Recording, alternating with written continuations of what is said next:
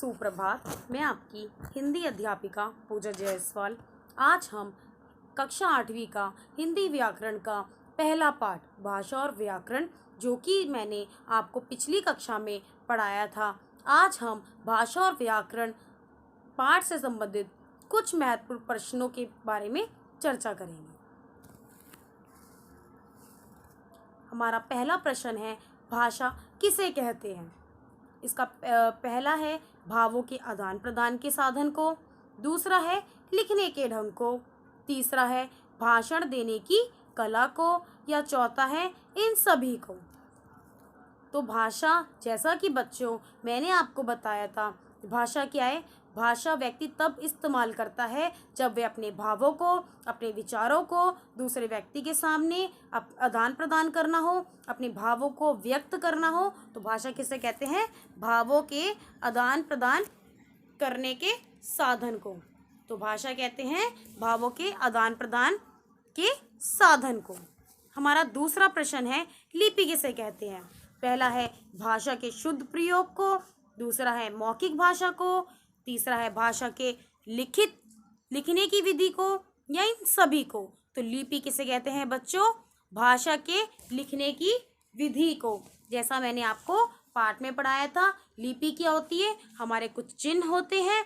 जैसे हिंदी की लिपि में अगर आपको हिंदी लिखना है तो आपको हिंदी की लिपि का ज्ञान होना चाहिए, उनके चिन्हों की पहचान होनी चाहिए। इंग्लिश में हम अल्फ़ाबेट लिखते हैं ABC, तो हिंदी में हम व्यंजन और वर्ण का इस्तेमाल करते हैं। तो ये हमारी लिपि कहलाती है, चिन्हों को हम लिपि कहते हैं। भाषा के लिखने की ढंग को, लिखने की विधि को लिपि कहा जाता है। हमारा तीसरा प्रश्न है, बोलकर भाव एवं विचार व्यक्त करने वाली भाषा को कहते हैं। पहला है सांकेतिक भाषा, दूसरा है लिखित भाषा, तीसरा है मौखिक भाषा, और चौथा है वैदिक भाषा। तो जब बोलकर आप अपने भाव और अपने विचार को व्यक्त करते हैं तो बेटा वो कौन सी भाषा होती है, वे आपकी मौखिक भाषा होती है, क्योंकि आप इसमें बोलकर अपने भाव और अपने विचार दूसरे के सामने व्यक्त कर रहे हैं। हमारा चौथा प्रश्न है, लिखित भाषा का अर्थ है। अब लिखित भाषा का अर्थ क्या है। पहला है लिपि को समझना, दूसरा है विचारों का लिखित रूप, तीसरा है किसी के समक्ष लिखकर विचार देना, या विचारों को बोलकर लिखना।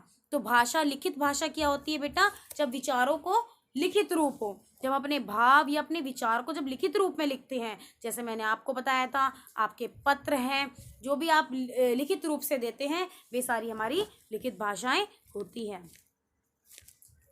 पांचवा प्रश्न है हमारा, हिंदी भाषा की उत्पत्ति किस भाषा से हुई है। ये मैंने आपको पाठ में बताया था, हमारी हिंदी की भाषा की उत्पत्ति किस भाषा से हुई है। तुम जानते हैं, पहला है अंग्रेजी, दूसरा है फ्रेंच, तीसरा है उर्दू, या चौथा है संस्कृत। तो इसका सही उत्तर क्या होगा बच्चों, संस्कृत।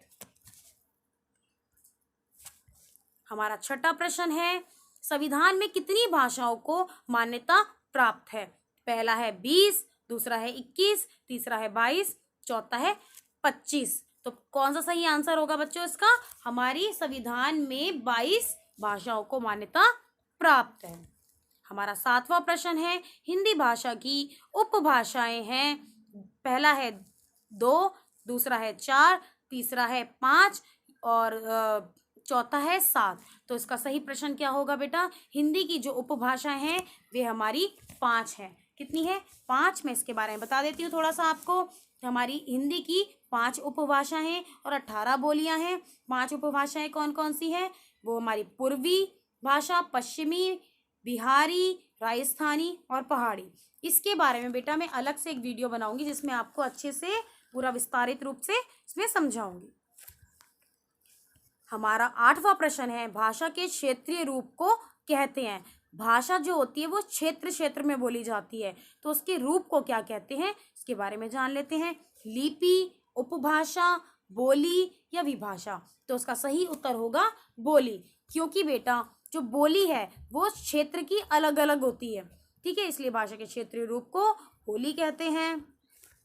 हमारा 9वां प्रश्न है, भाषा के लिखित रूप प्रदान के लिए निर्धारित चिन्ह कहलाते हैं। मतलब जब आप लिखते हैं, कुछ निर्धारित चिन्ह हैं वे क्या कहलाते हैं? लिखित भाषा, उपभाषा, लिपि या बोली। जैसे मैंने आपको इससे पहले बताया था, जो लिपि होती है वे क्या होती है? हमारे चिन्ह होते हैं। इंग्लिश में हम ABCD लिखते हैं, हिंदी में हम क्या लिखते हैं? क ख ग ई। ये क्या है? हमारी लिपियाँ, हमारे चिन्ह है। तो इसका सही आंसर क्या होगा? लिपि। हमारा आखिरी प्रश्न है, भाषा का उद्गम हुआ है विचारों के आधार पर, लिपि के आधार पर, ध्वनियों के आधार पर या आवश्यकताओं के आधार पर? तो भाषा कैसे बनी है बेटा? ध्वनियों के आधार पर, क्योंकि हर भाषा की अपनी एक ध्वनि होती है, अपने एक चिन्ह होते हैं। तो भाषा का उद्गम हुआ है ध्वनियों के आधार पर। ठीक है, आज हमने 10 प्रश्नों के उत्तर जाने, जो हमने सबसे पहले पाठ कराया था भाषा और व्याकरण, उससे संबंधित ये महत्वपूर्ण प्रश्न थे। ठीक है, आशा करती हूँ